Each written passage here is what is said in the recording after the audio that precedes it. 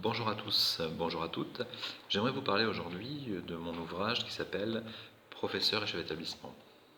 Alors cet ouvrage, c'est un ouvrage qui s'adresse à ceux qui préparent le concours de personnel de direction, mais c'est aussi un ouvrage qui s'adresse aux collègues en poste, notamment aux collègues débutants.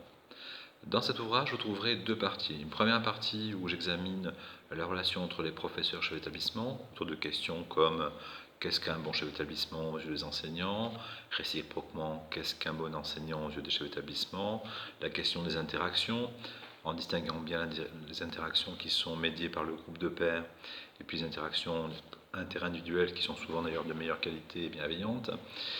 La question de l'évaluation des enseignants, comment les chefs d'établissement s'y prennent, la question aussi des styles de management. Dans la deuxième partie, c'est plutôt une réflexion un peu plus enrichie, où j'aborde plusieurs questions, et notamment deux questions, je crois, très importantes. La question des conflits, c'est une question un peu taboue dans l'éducation nationale, et les personnes de direction ne sont pas trop formées, trop bien formées à cette question-là.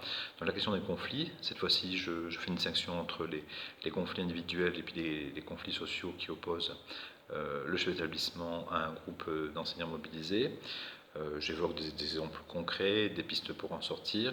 Et puis la question aussi de la régulation de la classe, car aujourd'hui, d'évidence, l'ordre scolaire dans la classe, c'est pas simplement la question de l'enseignant, c'est aussi de plus en plus la question du chef d'établissement, ne serait-ce que parce que les enseignants souhaitent être épaulés, accompagnés, être sécurisés aussi face aux élèves à besoins éducatifs particuliers, face à ces élèves-là qui peuvent être un petit peu, qui peuvent déborder le cadre scolaire, en tout cas de ne pas le respecter. Voilà, en conclusion, on trouvera aussi une petite réflexion très personnelle sur où va l'école. Euh, bon, je fais preuve, comme beaucoup d'auteurs, disons, d'une forme